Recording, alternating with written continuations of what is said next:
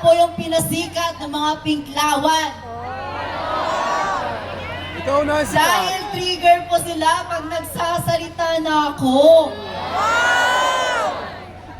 Kesyo, bayaran daw po ako? Kesyo, may pinirmahang kontrata daw ako? Kesyo, bobo daw ako?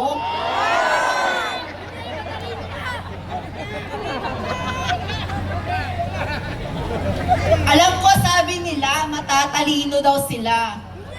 Pero bakit naniniwala pa rin sila sa fake news? Gusto niyo ba ng corned beef? Magandang Pilipinas sa ating lahat. Ako po ay kinakabahan sa aking sasambitin dito sa inyong harapan. Ngunit kung pangungunahan ko ang aking kaba, maririnig nyo ba ang isang hinaing ng isang Gen Z? Isang kabataan na tulad ko, na nananawagan ng katarungan at kalayaan sa ating bansa!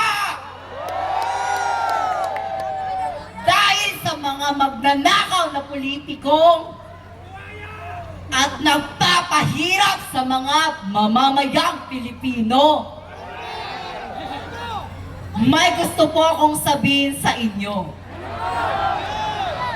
Ano yan?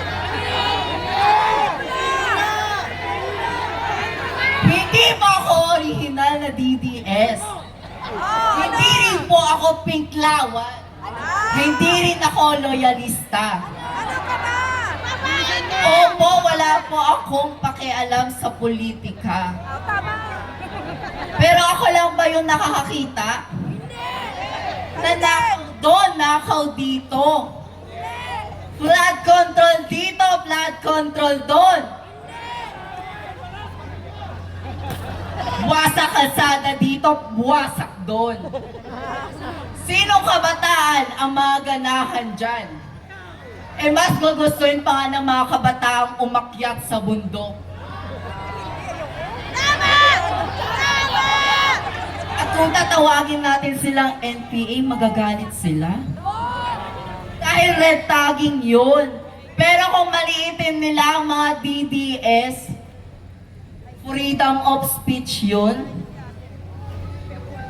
Sinong hindi magiging DDS? Eh grabe nang nakawan ng mga congressman. At mali ang abutan sa Senado. Tapos ang mga pinklawan, ang target lang ang mga DDS supporters. Mga pinag-aral ng buwis. Proud maging scholar ng bayan. Pero ang trabaho lang ay ang targetin ng mga DDS supporter. Wala kayong bayag! Wala kayong bayag! Nasigawan ng mga politikong magnanakaw. Okay lang sa kanila ang trilyon-trilyong nakawan. Basta ma-impeach daw si Sara. Okay lang ang baha. Okay lang daw malunod tayo sa baha. Basta ma-impeach si Sara. Matatalino, magagaling naman mag-compute. Pero bakit nakatuon pa rin sila sa Vice Presidente? Kaysa sa napakadaming politikong magnanakaw at bilyon-bilyon ang hatian. Sa tingin nyo, hindi ako magiging DDS? Dahil sa pinagagawa nyo, ang sarap pala maging DDS dahil walang bayad dito. Hindi kami bayad!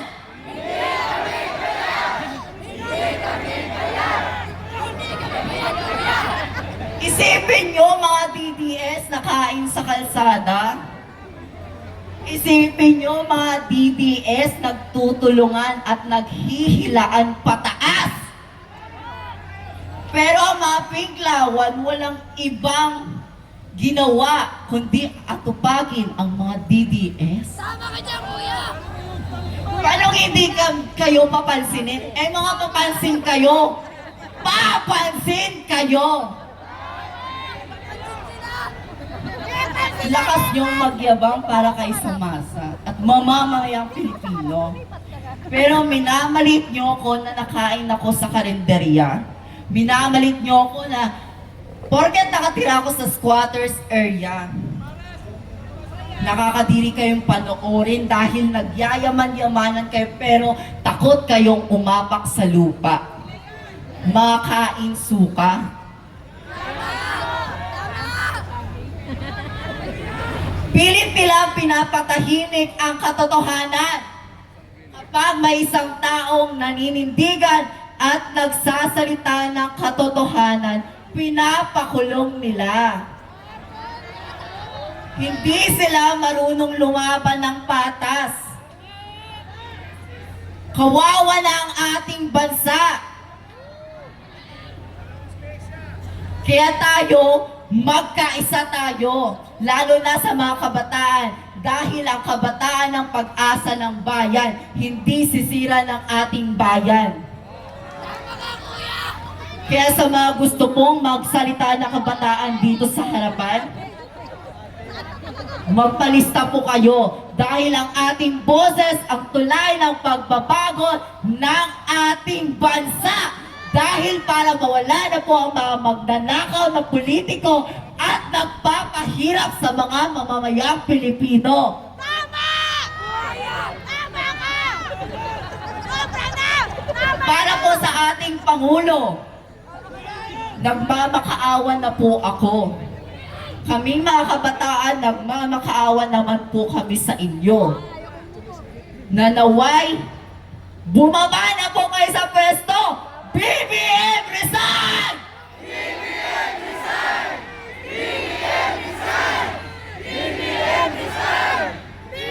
Mabuhay po tayong lahat at mabuhay ang mamayang Pilipino na patuloy pinagnanakawan ng mga politikong magnanakaw. Maraming salamat po.